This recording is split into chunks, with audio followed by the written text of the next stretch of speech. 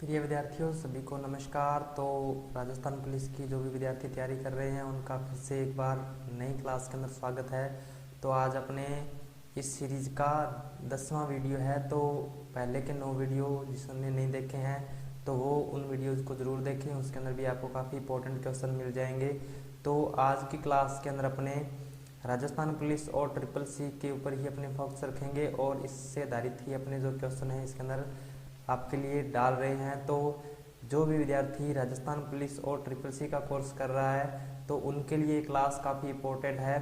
तो अभी अपने क्लास को शुरू करते हैं। शुरू करने से पहले सभी से रिक्वेस्ट है, ज़्यादा से ज़्यादा क्लास को शेयर कर दीजिए, ज़्यादा से ज़्यादा क्लास को शेयर कर दीजिए ताकि जो भी विद्यार्थी राजस्थान पुलिस ट्रिपल सी का कोर्स कर रहे हैं या किसी भी कंपटीशन एग्जाम की तैयारी कर रहे हैं तो उनको हेल्प मिल सके। और इसी के साथ साथ जो भी विद्यार्थी यानी अभी क्लास के अंदर ज्वाइन जिन्होंने कर रखी है और अगर किसी ने चैनल को सब्सक्राइब नहीं किया है तो चैनल को सब्सक्राइब भी कर दीजिए। तो अपने अब आज की क्लास को शुरू करते हैं। तो आज की क्लास का जो फर्स्ट इम्पोर्टेंट क्वेश्चन है, कंप्यूटर के उस हिस्से का नाम बताइए जो कंप्यूटर के अन्य सभी पहलुओं से जुड़ा है और उन्हें एक साथ संवाद करने और काम करने की अनुमति देता है। यानी कंप्यूटर के उस हिस्से का नाम बताना है जो अन्य सभी पहलुओं से जुड़ा हुआ है, यानी सभी पार्ट्स को जोड़कर रखता है और उनको संवाद करने की अनुमति देता है, तो वो आपने बताना है। तो जल्दी से इसका आंसर दीजिए जिसको भी पता है। तो जो भी विद्यार्थी राजस्थान पुलिस की तैयारी कर रहे हैं उनके लिए इम्पोर्टेंट है काफ़ी। तो जल्दी से यानी इनको इसका जो आंसर है वो दीजिए और इन क्वेश्चनों को आप नोट डाउन भी कर सकते हो और बाकी आपको इसकी पीडीएफ है वो उपलब्ध करवा दी जाएगी। तो जल्दी से इसका आंसर कीजिए, क्या हो जाएगा? डिस्क ड्राइव हो जाएगा, ऑपरेटिंग सिस्टम हो जाएगा, मदरबोर्ड हो जाएगा या मॉनिटर हो जाएगा। तो इसका जो राइट आंसर है आपका वो हो जाएगा मदरबोर्ड। यानी मदरबोर्ड क्या होता है? सभी पार्ट्स को जोड़कर रखता है और एक दूसरे पार्ट्स को कम्युनिकेट करने का जो यानी अनुमति है वो देता है आपका मदरबोर्ड। तो इसका राइट आंसर आपका ऑप्शन नंबर सी है वो हो जाएगा। उसके बाद नेक्स्ट क्वेश्चन है आपका सॉफ्टवेयर जो सॉफ्टवेयर के दूसरे पीस की कार्यक्षमता को संशोधित करने के लिए डिजाइन किए गए हैं वे है। तो यानी जो सॉफ्टवेयर है वो जो सॉफ्टवेयर जो दूसरे पीस की कार्यक्षमता को संशोधित करने के लिए डिजाइन किए गए हैं तो वो आपने बताना है क्या हो जाएगा। तो ऑप्शन नंबर ए आपका है plug in, B number option extension, C number both A and B, D number none यानी इनमें से कोई नहीं। तो इसका आपको राइट आंसर बताना है।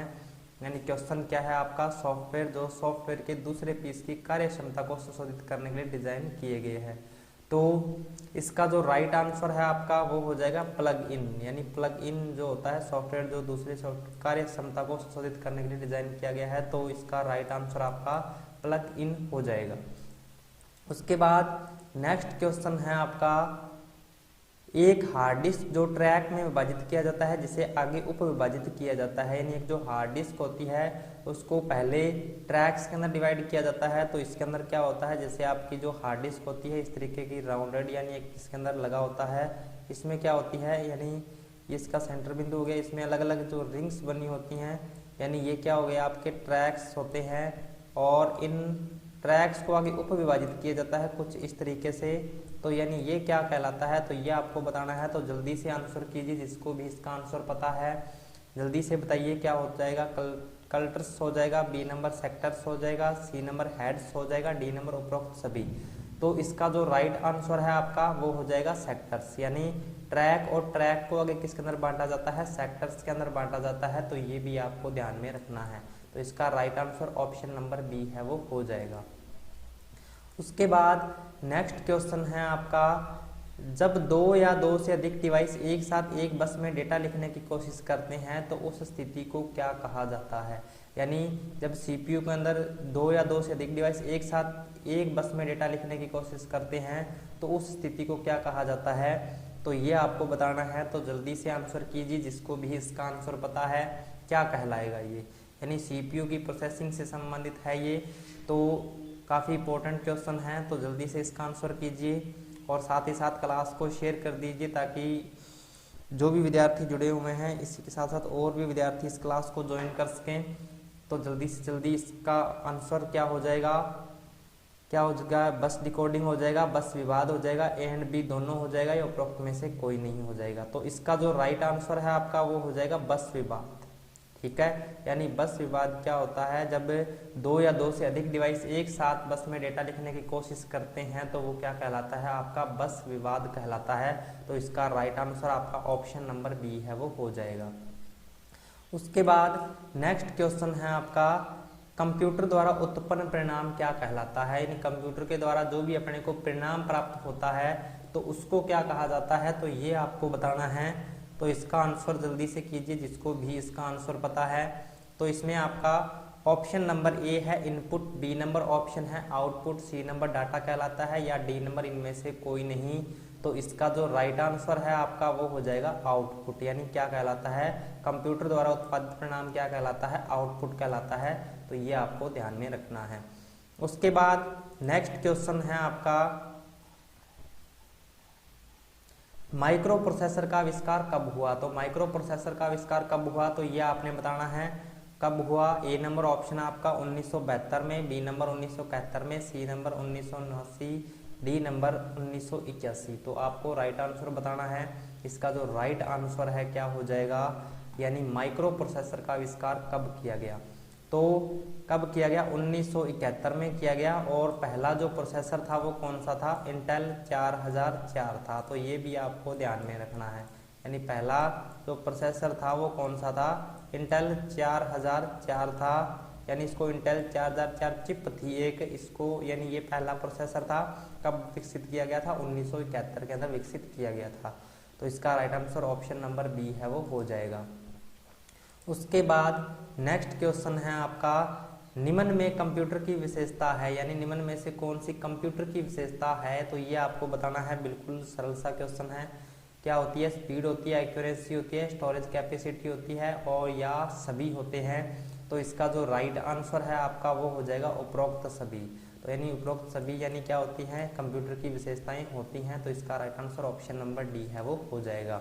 उसके बाद नेक्स्ट क्वेश्चन है आपका, एसडी रैम का पूर्ण रूप क्या होता है। एसडी रैम का पूर्ण रूप क्या होता है, तो ये आपको बताना है। जल्दी से आंसर कीजिए जिसको भी इसका आंसर पता है। एसडी रैम का पूर्ण रूप क्या होता है, तो एसडी रैम का पूर्ण रूप क्या हो जाएगा। तो इसका राइट आंसर आपका हो जाएगा option number B, synchronous dynamic random access memory होता है एसडी रैम का पूर्ण रूप, यानी हो जाएगा ऑप्शन नंबर बी। तो ये भी आपको ध्यान में रखना है। उसके बाद नेक्स्ट क्वेश्चन है आपका, एक पैरेलल पोर्ट में कुल पिनों की संख्या होती है, यानी एक पैरेलल जो पोर्ट होता है उसमें कुल कितनी पिन्स होती हैं, तो ये आपको बताना है।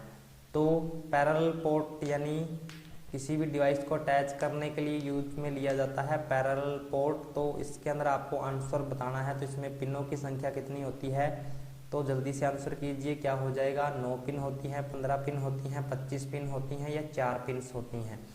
तो इसका जो राइट आंसर है आपका वो हो जाएगा 25 पिन, यानी पैरेलल पोर्ट में कुल पिनों की संख्या कितनी होती है, 25 पिन्स होती हैं।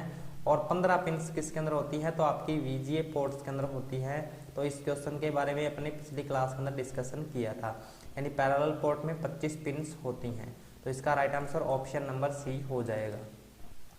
उसके बाद नेक्स्ट क्वेश्चन है आपका, यूपीएस का मुख्य कार्य क्या है। यूपीएस का मुख्य कार्य क्या होता है, तो ये आपको बताना है।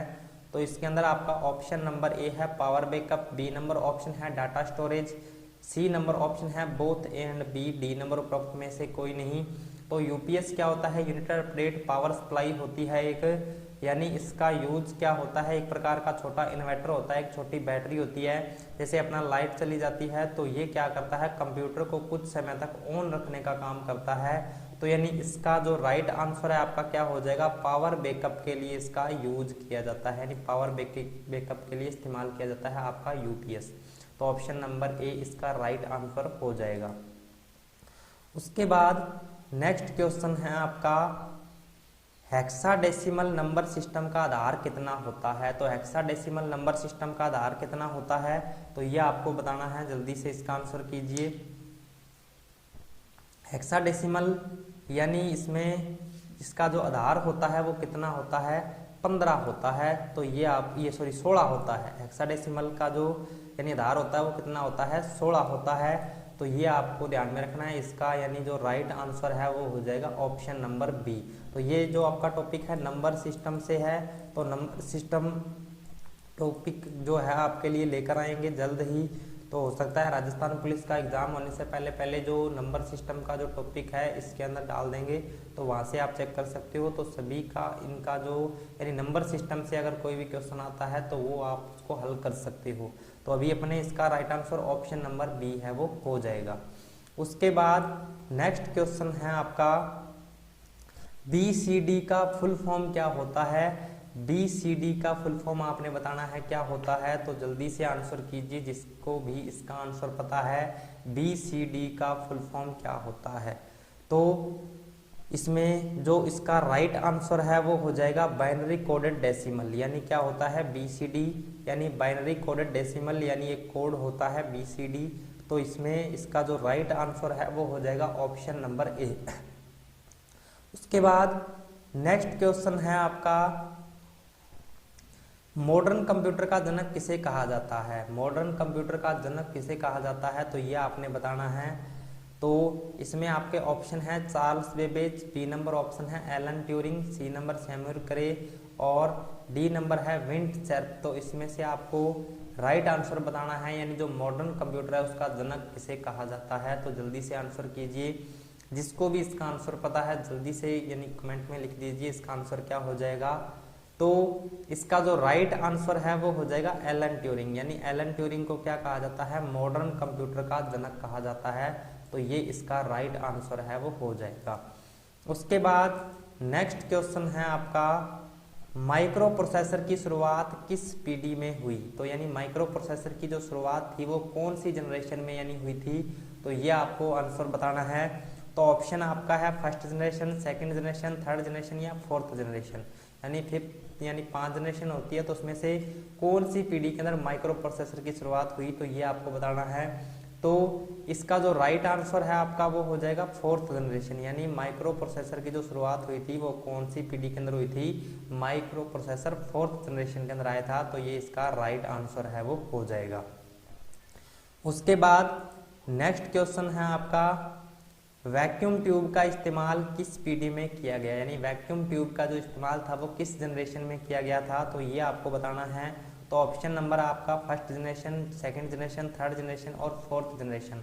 तो अपने जो कंप्यूटर की पीढ़ियाँ जो टॉपिक हैं यानी जनरेशन का जो टॉपिक है उसके अंदर से लगभग क्वेश्चन अपने रिपीट कर लिए हैं। यानी जो भी क्वेश्चन अपने रिपीट होते आए हैं किसी भी कंपटीशन एग्जाम के अंदर या SSC के अंदर, तो उनके बारे में अपने लगभग यानी पिछली जितनी भी क्लासें लगाई है तो उनके अंदर सभी के अंदर रिपीट बार बार हुए हैं। तो यानी ये जनरेशन से संबंधित लगभग क्वेश्चन आपके कवर हो चुके होंगे। तो अभी इसका आंसर आपने बताना है वैक्यूम ट्यूब का इस्तेमाल किस पीढ़ी में किया गया था। तो वैक्यूम ट्यूब और वॉल्व्स का उपयोग किस पीढ़ी के अंदर किया गया था, तो फर्स्ट जनरेशन के अंदर किया गया था। तो ये आपको ध्यान में रखना है। इसका राइट आंसर आपका हो जाएगा ऑप्शन नंबर ए। उसके बाद नेक्स्ट क्वेश्चन है आपका कंट्रोल शिफ्ट तथा अल्ट कुंजियों को किस नाम से जाना जाता है। यानी कंट्रोल हो गई, शिफ्ट हो गई और अल्ट कुंजी को किस नाम से जाना जाता है, तो ये आपको बताना है। तो ऑप्शन आपका है control key, B number option है modifier key, C number option है combination key, D number both B and C. तो इसका जो राइट आंसर है आपका वो हो जाएगा बोथ बी एंड सी। यानी जो कंट्रोल शिफ्ट तथा अल्ट कुंजी को क्या कहा जाता है, मॉडिफायर की भी बोला जाता है और इनको कॉम्बिनेशन की भी बोला जाता है। तो ये आपको ध्यान में रखना है। यानी एग्जाम के अंदर आपको मॉडिफायर भी ऑप्शन के अंदर दे सकता है, कॉम्बिनेशन भी ऑप्शन के अंदर दे सकता है, क्योंकि ये जो कंट्रोल हो गया, अल्ट हो गया, तो ये तीनों की ऐसे की हो जाती है यानी संयोजन में कार्य करती है। संयोजन का मतलब यानी किसी की के साथ मिलकर कार्य करती हैं, यानी अकेले इनका कोई भी यूज नहीं होता। तो इसीलिए इनको क्या कहा जाता है, मॉडिफायर की या कॉम्बिनेशन की भी कहा जाता है। तो ये आपको ध्यान में रखना है। उसके बाद नेक्स्ट क्वेश्चन है अपना माउस का आविष्कार कब किया गया था। माउस का आविष्कार कब किया गया था, तो ये आपको बताना है। A number option 1965, B number option 1968, C number 1969, D number 1970। तो इसका जो राइट आंसर है आपका वो हो जाएगा 1968। और माउस का आविष्कार किसने किया था? तो डगलस एजेलबर्ट ने यानी इसका आविष्कार किया था। तो ये भी आपको ध्यान में रखना है, यानी माउस का आविष्कार कब किया गया, अगर आपसे ये क्वेश्चन पूछा जाए तो 1968 में किया गया था। और इसका आविष्कार किसके द्वारा किया गया था? तो डगलस एजेलबर्ट के द्वारा इसका आविष्कार था वो किया गया था। तो ये भी आपको ध्यान में रखना है। नेक्स्ट क्वेश्चन है अपना, गीगो का फुल फॉर्म क्या होता है? तो गीगो का फुल फॉर्म आपने बताना है। तो इस क्वेश्चन के बारे में भी अपने पिछली क्लास में डिस्कशन किया था। गीगो क्या है? एक प्रकार का सिद्धांत है, यानी अपने कंप्यूटर को जिस प्रकार का इनपुट देंगे उसी प्रकार अपने को क्या है कंप्यूटर आउटपुट देगा। यानी अगर अपने कंप्यूटर को सही इनपुट दिया है तो अपने को आउटपुट है वो भी सही मिलेगा। अगर अपने कंप्यूटर को गलत इनपुट दिया है तो अपने को उसका जो आउटपुट है वो भी गलत मिलेगा। तो यानी उस सिद्धांत को क्या कहा जाता है? गीगो। तो गीगो की फुल फॉर्म आपने बतानी है। तो इसकी जो फुल फॉर्म है क्या हो जाएगी? गार्बेज इन गार्बेज आउट होती है। तो यानी काफी इंपॉर्टेंट क्वेश्चन है। गीगो की फुल फॉर्म क्या हो जाएगी? गार्बेज इन गार्बेज आउट होती है। तो इसका राइट आंसर आपका हो जाएगा ऑप्शन नंबर ए। उसके बाद नेक्स्ट क्वेश्चन है, डिजिटल कंप्यूटर का शुरुआत किसे माना जाता है? डिजिटल कंप्यूटर की शुरुआत यानी किस कंप्यूटर से हुई थी? तो ये आपको बताना है। तो इसका जो राइट आंसर है क्या हो जाएगा? एनियाक हो जाएगा। यानी एनियाक को क्या कहा जाता है? डिजिटल कंप्यूटर की शुरुआत माना जाता है। ठीक है, तो इसका राइट आंसर आपका हो जाएगा ऑप्शन नंबर ए। बाकी एनियाक के बारे में अपने पिछली क्लास में डिस्कशन कर लिया था, यानी इसकी फुल फॉर्म वगैरह है, इसके द्वारा लॉन्च कब कौन सी पीढ़ी के अंदर हुआ था। तो इन सभी क्वेश्चनों का डिस्कशन अपने पिछली क्लास के अंदर कर चुके हैं। उसके बाद नेक्स्ट क्वेश्चन है अपना, आईसी चिप का आविष्कार किसने किया? तो आईसी चिप का आविष्कार किसने किया? तो ये आपको बताना है। तो इसमें आपका ए नंबर ऑप्शन है Mark Zuckerberg, B number option है JS Kilby, C number Jeff Bezos, D number कोई नहीं। तो इसका राइट आंसर आपने बताना है आईसी चिप का आविष्कार, यानी जो इलेक्ट्रॉनिक सर्किट जो अपना होता है इसका आविष्कार किसने किया गया था? इंटीग्रेटेड सर्किट जिसको अपने बोलते हैं। तो इसका जो राइट आंसर है आपका हो जाएगा जेएस किल्बी। नोट कर लीजिए, काफी इंपॉर्टेंट क्वेश्चन है ट्रिपल सी राजस्थान पुलिस सभी के लिए। तो यानी आईसी चिप का आविष्कार किसने किया था? जेएस किल्बी ने किया था। तो ये आपको ध्यान में रखना है। उसके बाद नेक्स्ट क्वेश्चन है अपना, एसएमपीएस निम्न में से किसे पावर सप्लाई प्रदान करता है? तो यानी जो एसएमपीएस होता है, एसएमपीएस की फुल फॉर्म क्या होती है? स्विच्ड मोड पावर सप्लाई होती है, जो कि अपना एसी करंट होता है उसको ये किसके अंदर चेंज कर देता है? डीसी करंट के अंदर चेंज कर देता है। तो यानी ये किसे करंट सप्लाई करता है? तो ये आपको बताना है। तो इसमें आपका ए नंबर ऑप्शन है computer peripherals, B number option है मदरबोर्ड, सी नंबर व दोनों, डी नंबर इनमें से कोई नहीं। तो इसका जो राइट आंसर है वो हो जाएगा व दोनों, यानी कंप्यूटर के जो पार्ट्स होते हैं उन तक जो करंट पहुंचाने का काम करता है, जैसे पेरिफेरल्स हो गए, तो उन तक करंट पहुंचाने का काम कौन सा करता है? तो आपका एसएमपीएस करता है। तो इसका राइट आंसर आपका ऑप्शन नंबर सी है वो हो जाएगा। उसके बाद नेक्स्ट क्वेश्चन है अपना, मॉनिटर को अन्य किस नाम से जाना जाता है? यानी मॉनिटर को और किस नाम से जाना जाता है? तो ये आपको बताना है। तो जल्दी से इसका आंसर कीजिए जिसको भी पता है। मॉनिटर का दूसरा नाम क्या होता है? एलसीडी होता है, डिस्प्ले होता है, वीडियो होता है या सीआरटी होता है। तो इसका राइट आंसर आपने बताना है। राइट आंसर इसका क्या हो जाएगा? VDU हो जाएगा। VDU, वीडियो की फुल फॉर्म क्या होती है? विजुअल डिस्प्ले यूनिट होती है। यानी मॉनिटर को अन्य नाम से वीडियो के नाम से जाना जाता है। और वीडियो की अगर आपको एग्जाम के अंदर फुल फॉर्म पूछे तो यानी क्या हो जाएगी? विजुअल डिस्प्ले यूनिट हो जाएगी। और वीडियो कौन सी युक्ति है? तो ये भी आपको ध्यान में रखना है। तो वीडियो कौन सी युक्ति होती है? आउटपुट युक्ति होती है। तो ये भी आपको ध्यान में रखना है, क्योंकि एग्जाम के अंदर इस तरीके का क्वेश्चन भी दे सकता है। उसके बाद नेक्स्ट क्वेश्चन है, पाइथन निम्न में से किस प्रकार की भाषा है? पाइथन जो एक प्रोग्रामिंग लैंग्वेज होती है वो किस तरीके की भाषा है? तो ये भी आपको ध्यान में रखना है। तो इसमें आपका जो राइट आंसर है वो क्या हो जाएगा? यानी पाइथन किस प्रकार की भाषा है? हाई लेवल लैंग्वेज होती है एक प्रकार की। तो पाइथन के बारे में और आपको ये ध्यान में रखना है, पाइथन का आविष्कार किसके द्वारा किया गया था? गुइडो वैन रोसुम के द्वारा यानी आविष्कार किया गया था। तो ये भी आपको ध्यान में रखना है। पाइथन क्या एक प्रकार की प्रोग्रामिंग भाषा है और किस प्रकार की भाषा है, तो हाई लेवल लैंग्वेज होती है। और इसका आविष्कारक कौन है, तो गाइडो वैन रोसुम, यानी इसका जो आविष्कारक है वो है, तो ये आपको ध्यान में रखना है। उसके बाद नेक्स्ट क्वेश्चन है अपना, जावा का आविष्कार किसने किया, तो जावा का आविष्कार किसने किया ये आपको बताना है। तो ए नंबर आपका ऑप्शन है IBM, बी नंबर ऑप्शन है इंटेल, सी नंबर ऑप्शन है सन माइक्रोसिस्टम और डी नंबर ऑप्शन है माइक्रोसॉफ्ट। तो इसका जो राइट आंसर है यानी जावा यानी किसके द्वारा विकसित किया गया था, तो सन माइक्रोसिस्टम के द्वारा, यानी एक कंपनी है इसके द्वारा इसको विकसित किया गया था। और अगर व्यक्ति की बात करें तो इसे जेम्स गोसलिंग द्वारा विकसित किया गया था। ठीक है, यानी जेम्स गोसलिंग के द्वारा सन माइक्रोसिस्टम के अंदर यानी इसको क्या है विकसित किया गया था जावा। और अगर आपको पूछे जावा क्या है, तो एक प्रकार की प्रोग्रामिंग लैंग्वेज होती है ये भी। तो इसका राइट आंसर आपका ऑप्शन नंबर सी हो जाएगा। उसके बाद नेक्स्ट क्वेश्चन है अपना,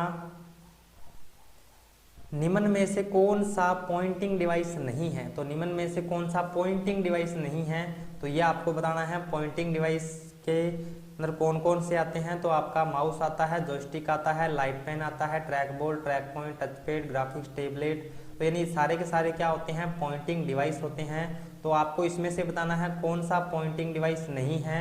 तो इसका जो राइट आंसर है आपका वो हो जाएगा प्रिंटर, यानी प्रिंटर क्या होता है पॉइंटिंग डिवाइस के अंदर नहीं आता है और न ही ये इनपुट के अंदर आता है। अगर प्रिंटर की बात करें तो प्रिंटर क्या होता है, एक आउटपुट डिवाइस होता है। तो ये आपको ध्यान में रखना है, यानी प्रिंटर एक प्रकार की आउटपुट डिवाइस होती है। तो इसका राइट आंसर आपका ऑप्शन नंबर बी है वो हो जाएगा।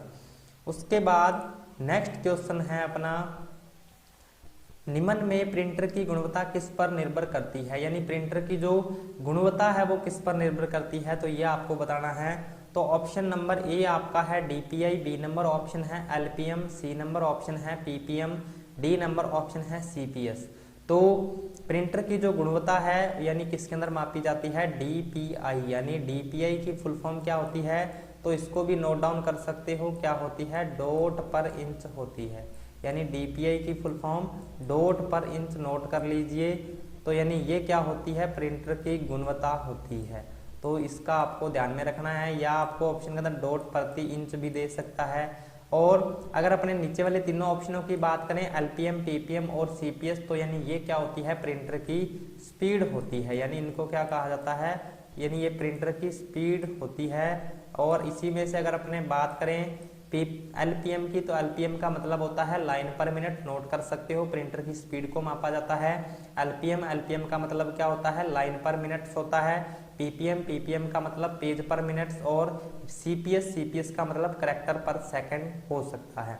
तो यानी ये आपको ध्यान में रखना है, प्रिंटर से संबंधित कुछ बातें हैं, प्रिंटर की गुणवत्ता DPI में, और ये प्रिंटर की स्पीड होती हैं।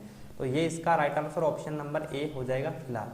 उसके बाद नेक्स्ट क्वेश्चन है अपना, किस प्रिंटर में थर्मोक्रोमिक पेपर का इस्तेमाल होता है, यानी कौन सा प्रिंटर है जिसमें थर्मोक्रोमिक पेपर का इस्तेमाल होता है, तो ये आपको बताना है। ऑप्शन नंबर ए आपका है laser printer, B number option है thermal printer, C number option है inkjet printer, D number option है डॉट मैट्रिक्स प्रिंटर।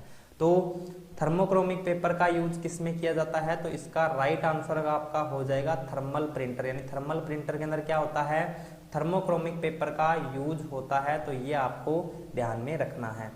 उसके बाद नेक्स्ट क्वेश्चन है अपना, कंप्यूटर की विंडो को लॉक करने के लिए किस शॉर्टकट कुंजी का इस्तेमाल करते हैं, यानी कंप्यूटर की जो विंडो होती है उसको लॉक करने के लिए अपने किस शॉर्टकट कुंजी का यूज करते हैं, तो ये आपको बताना है। तो इसमें विंडो L का यूज करते हैं, विंडो D का यूज करते हैं, या शिफ्ट L का, या इनमें से कोई नहीं।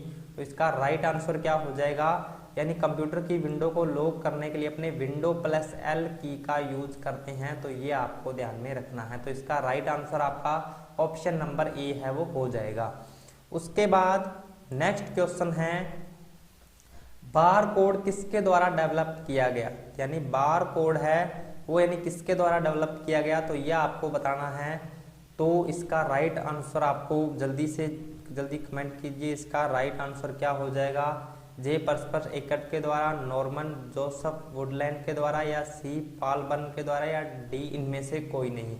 तो यानी बार कोड होता क्या है, यानी कल अपने इस क्लास के अंदर डिस्कशन किया था, यानी बार कोड ये जो एक सलाखों वाला एक कोड होता है इस तरीके का, यानी जो किसी प्रोडक्ट के ऊपर बना होता है, उस कोड को किसके द्वारा डेवलप किया गया था, तो ये आपको बताना है। तो यानी इसका जो राइट आंसर है वो क्या हो जाएगा, नॉर्मन जोसेफ वुडलैंड के द्वारा क्या है, बार कोड को डेवलप किया गया था। तो ये आपको ध्यान में रखना है। बार कोड डिवाइस कौन सी हो जाएगी, तो इनपुट डिवाइस हो जाएगी किसी प्रोडक्ट कोड को पढ़ने के लिए, यानी इसका यूज होता है किसके द्वारा यानी विकसित किया गया था, तो नॉर्मन जोसेफ वुडलैंड के द्वारा इसको विकसित किया गया था। तो इसका जो राइट आंसर आपका ऑप्शन नंबर बी है वो हो जाएगा। उसके बाद नेक्स्ट क्वेश्चन है अपना, निम्न में से MICR किस प्रकार के डिवाइस है। MICR का मतलब होता है मैग्नेटिक इंक कैरेक्टर रिकॉग्निशन, और MICR एक प्रकार का स्कैनर होता है। इसका यूज क्या होता है, बैंकिंग क्षेत्र के अंदर, यानी बैंक चेक को रीड करने के लिए इस्तेमाल किया जाता है। तो स्कैनर जितने भी होते हैं, स्कैनर 3-4 प्रकार के जो भी होते हैं, तो वो सारे के सारे किस श्रेणी में आते हैं, इनपुट डिवाइस की श्रेणी में आते हैं। तो इसका राइट आंसर आपका क्या हो जाएगा, इनपुट, यानी MICR जो है किस प्रकार का डिवाइस होता है, तो MICR एक इनपुट डिवाइस होता है। तो ये आपको ध्यान में रखना है। तो आज ये थे आज के कुछ इंपॉर्टेंट क्वेश्चन। तो आपको ये क्लास कैसी लगी, आपने इसका जो फीडबैक है वो कमेंट सेक्शन में ज़रूर देना है। तो और इस जो क्वेश्चन हैं आपने इनको बड़े तरीके से यानी याद करना है। चाहे तो आप इनको नोट डाउन कर सकते हो, लेकिन नोट डाउन करने में आपका काफ़ी टाइम वेस्ट होगा और टाइम अपने पास है नहीं। तो इसीलिए आपने क्या करना है, इस क्लास को 1-2 बार आप लगा लिया करो और इनको बड़े तरीके से याद कर लो। काफ़ी इंपॉर्टेंट क्वेश्चन हैं। तो अपने इसी तरीके की क्लासें आपके लिए आगे लेकर आते रहेंगे, और जितनी भी क्लासें पीछे लग चुकी है, जिन्होंने वो क्लासें नहीं लगाई है तो वो उन क्लासों को लगा सकते हो। लिंक आपको डिस्क्रिप्शन में मिल जाएगा, तो वहाँ से आप चेकआउट कर सकते हो। और इसी के साथ साथ आपको इसकी PDF भी मिल जाएगी। और PDF कैसे मिलेगी, तो ये आपको यानी किसी भी तरीके से उपलब्ध करवा देंगे, कोई दिक्कत वाली बात है नहीं। और इसके साथ साथ आप हमारे टेलीग्राम ग्रुप को ज्वाइन कर सकते हो, जिसका लिंक भी आपको डिस्क्रिप्शन में दिया हुआ है। तो इसी के साथ अपने मिलते हैं नेक्स्ट वीडियो के अंदर नए टॉपिक के साथ। तो तब तक के लिए जय हिंद, जय भारत दोस्तों।